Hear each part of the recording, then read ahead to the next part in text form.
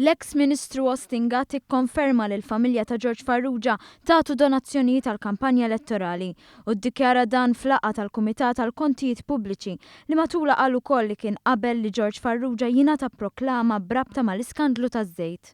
Però naf li iva l-familja Farrugia f'waħda mill-kampanji, nsejt li ma waħda kienet tatna l-użu tal-ħol il-ħamrun nsejt x'ismu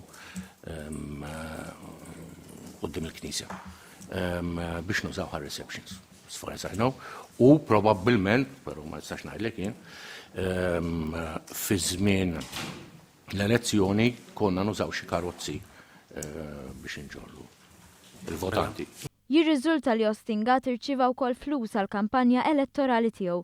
George Farrugia mhux l-ewwel darba li semma 2000 euro. Iżda Gatt qal li sar jaf bihom riċentament mix-xhieda tal-istess negozjant taż-żejt.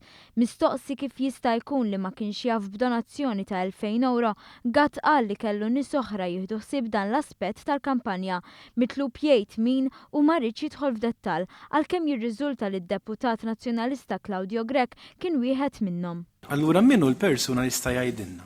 Mela inti qed tgħid? Le, jiddispjaċini minx nieħu r-responsabilità kollha jien, no problem. Però qed taħseb li jien ħanajt in-nies tiegħi li kienu jorganizzaw l-affarijiet mill-huma. Mistoqsi dwar il-proklama li ngħatat lin-negozjant George Farrugia, Ostingat qal li kien infurmat biha dakinhar tad-deċiżjoni fil-Kabinett, mitlub jikkummenta aktar anke dwar kemm kienet effettiva biex jinqabdu iktar nies, Gatt wieġeb hekk.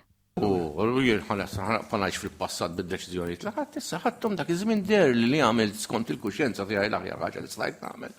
Din kienet l-ewwel dera pubblika tal-eks Ministru Nazzjonalista wara li f'Marzu tal-2013 irtira mix-xena politika.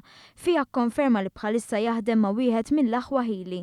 Beppe Healey, wieħed mill-aħwa, kien l-investitur li akkumpanja lin-negozjant George Farrugia f'waħda mill-laqgħat fil-Ministeru ta' Ostingat.